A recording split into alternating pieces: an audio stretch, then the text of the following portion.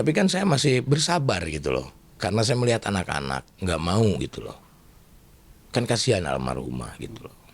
Sebetulnya saya nggak mau membuka hal ini gitu, tapi kenapa memaksa untuk saya berbicara seperti ini gitu loh.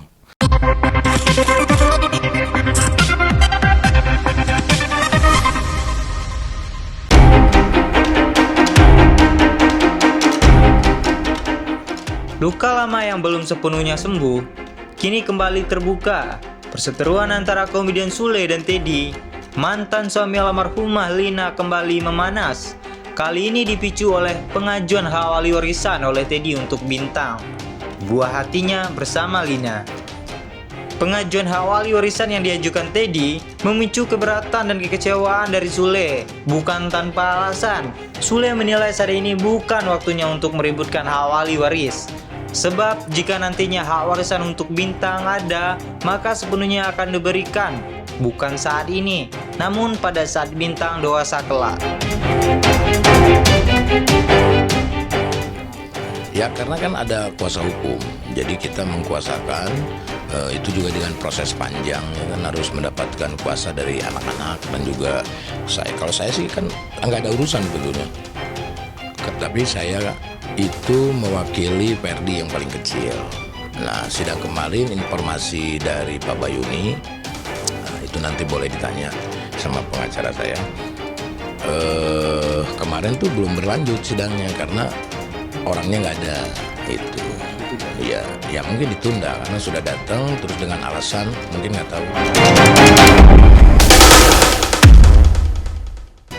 Dengan nada penuh kecewa, Sule juga mengungkapkan jika sudah ada kesepakatan berdua bersama mendiang Lina saat bersama dulu, yang tertuang dalam surat pernyataan bermaterai sebelum perceraian resmi terjadi.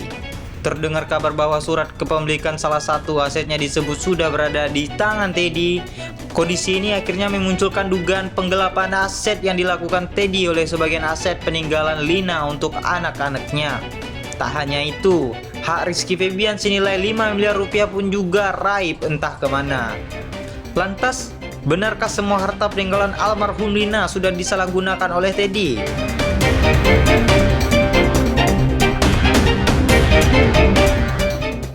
Ya, dia itu lupa dengan kesepakatan awal. Ya, ini saya biar tidak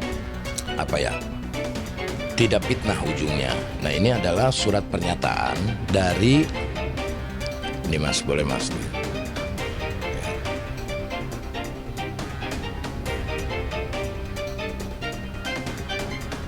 Ya.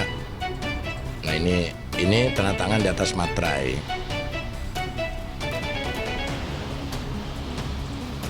Ini tanda tangan kuasa hukum. Kuasa hukumnya almarhumah. Ya. Nah, ini tuh setelah kita sah lah ya, maksudnya untuk perceraian itu, akte cerai itu keluar di 5 Oktober 2018, ketok palu 20 September 2018 ya. Bahwa sebelum perkara perceraian diputus dengan mengacu pada pasal 86 dan pasal 87 kompilasi hukum Islam, Lina binti Saci menyampaikan kepada pengacaranya bahwa harta bawaan yang diperoleh dari pernikahan dengan saya semuanya diperuntukkan untuk anak-anaknya. Nah, dan ini udah disepakati oleh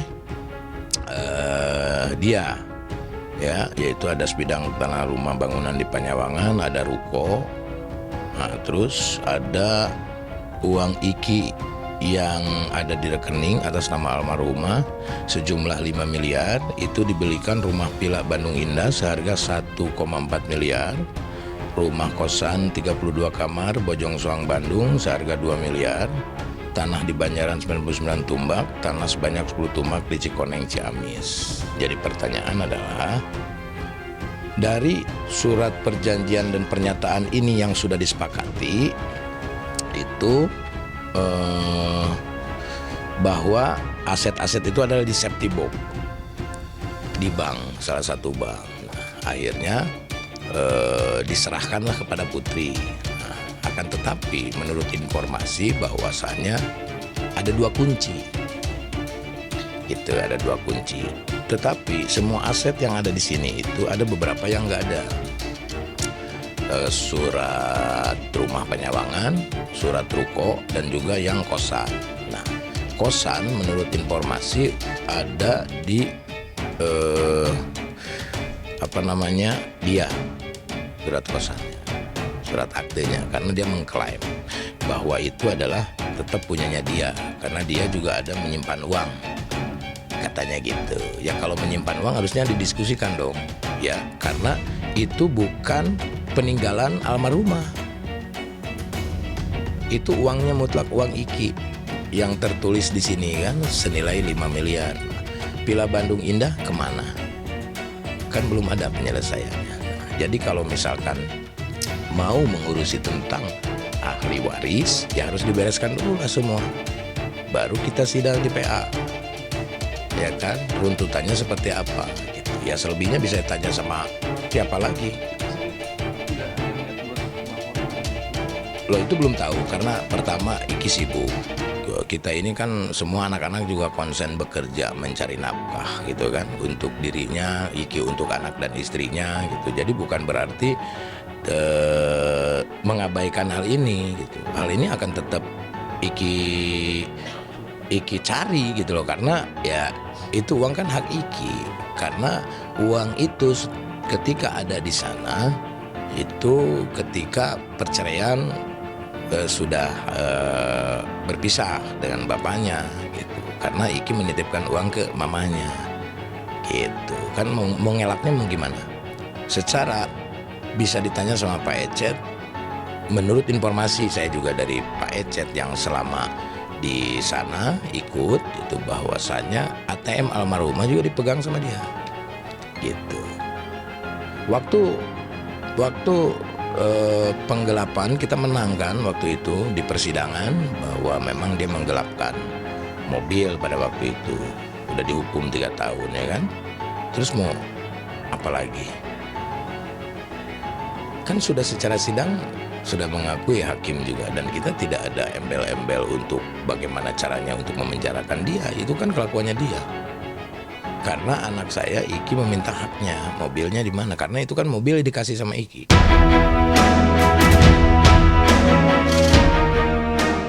Sule akhirnya mengungkap fakta yang cukup menegangkan. Awalnya ia enggan menceritakan hal tersebut karena menganggapnya sebagai aib baik bagi dirinya maupun anak-anaknya. Namun, dengan kondisi yang ada membuat Sule pada akhirnya angkat bicara. Sule mengungkap bahwa mendiang Lina ternyata telah menjalin hubungan dengan Teddy saat keduanya belum resmi bercerai.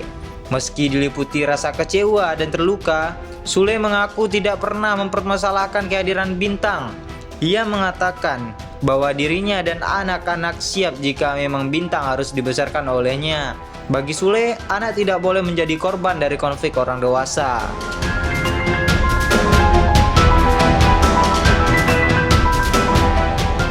Ya nggak tahu, itu nggak ada kerjaan kali dia mungkin.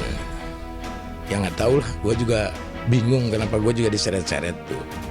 Maksudnya ya dia juga harus ingat perjalanannya gitu loh. Ketika dia hidup dengan almarhumah itu perjalanannya kan dulu masih bareng sama saya almarhumah kan gitu. Masa kita harus beberkan semua gitu kan, nggak etis lah. Nah ini gue belum pernah loh sebetulnya speak up kayak seperti ini. Karena mungkin ini ada kaitannya dengan anak-anak gitu. Anak-anak juga tidak mau terganggu secara privasinya. Dan saya ngomong ini pun itu kan tentang aib gitu loh. Itu tentang aib, saya tidak mau sebetulnya gitu. Karena kemarin mungkin ada persidangan dan yang lain-lain gitu. Terjadinya pernikahan itu karena apa gitu ya, tanda kutip. Karena kalau misalkan begini, misalkan kita sudah bercerai lalu ketemulah sama Teddy, barulah gitu loh. Mungkin berbeda lagi ceritanya, tapi kan ini belum, masih proses, masih suami istri pada waktu itu terjadilah sesuatu kan gitu. Nah itu yang harus diingat gitu. Jadi tujuannya apa gitu, mendekati almarhumah itu apa, dengan berbagai cara dia. Lagi baik-baik saja, tidak ada pertengkaran, tidak ada apa. Kita lagi menjalani pernikahan yang ibaratnya dari sebuah kesalahan-kesalahan kita memperbaiki gitu loh. kan kejadiannya tahun 2017 gitu loh. Mungkin dari akhir 2016 mereka sudah dekat gitu. Kalau saya mau ibaratnya menuntut hal itu, kan ketika suatu kejadian pada waktu itu saya bisa langsung melaporkan dengan pasal perzinahan. Tapi kan saya masih bersabar gitu loh, karena saya melihat anak-anak nggak mau gitu loh. Kan kasihan almarhumah gitu loh. Sebetulnya saya nggak mau membuka hal ini gitu, tapi kenapa memaksa untuk saya berbicara seperti ini gitu? Salah. Ya, betul. Intinya gini, kalau toh itu tercatat sebagai ahli waris, ya saya sebagai orang tua, ya nggak masalah karena Bintang itu nggak ada dosa, gitu loh. Toh kakaknya waktu dia kecil itu kakaknya juga masih menghidupi, kasih susu ketika ikut sama Pak Ecet, gitu loh. Kasih buat makannya gitu. Nah setelah dibawa sama dianya, ya anak-anak juga jadi enggak, oh ya udah ada orang tuanya lah yang menghidupi kan gitu. Karena anak-anak kan tidak ada kewajiban untuk menghidupi dong. Anak itu kewajibannya orang tua. Ya yang harus pikirkan itu. Ya udah nggak usah ngurusin dulu ahli waris. Urus aja anak sampai gede. Toh nanti di pengadilan kalau misalkan ada bagiannya kita kasih, tapi tidak sekarang gitu loh. Karena kasihan Bintangnya tidak akan menikmati itu kalau ada bagian, ya kan. Kalau tidak ada bagian mungkin secara hukum tidak ada misalkan. Ya masa iya kakaknya gitu loh. Mungkin Bintang juga nanti minta bantu sama Putri. Masa iya nggak dikasih? Itu kan anak tiri lah ya. Maksudnya tidak sedara gitu. Yang sedara tuh Ajam. Ya kan itu. Yang mau menuntut itu sebetulnya Ajam gitu loh. Iya dong. Gitu. Tapi karena orangnya waras gitu loh. Yang bawa Ajamnya waras, ya ngapain ngurusin hal itu? Gue juga kalau misalkan ibaratnya ini si Bintang nggak ada bapaknya, masa iya gue secara manusia gue nggak mau ngurus, walaupun itu kalau secara histori itu luka lama gitu loh, menyakitkan lah gitu. Tapi Bintang mah nggak ada dosa bagi saya sebagai manusia gitu loh. Mungkin akan diurus sama Putri kalau memang tidak bisa membiayai. Ada banyak orang netizen yang bilang kasihan Bintang itu tidak layak, bahwa kakak-kakaknya enak lah. Bapaknya ngapain? Jangan berpikir begitulah. Karena mungkin tuh orang-orang tidak tahu historinya seperti apa gitu loh.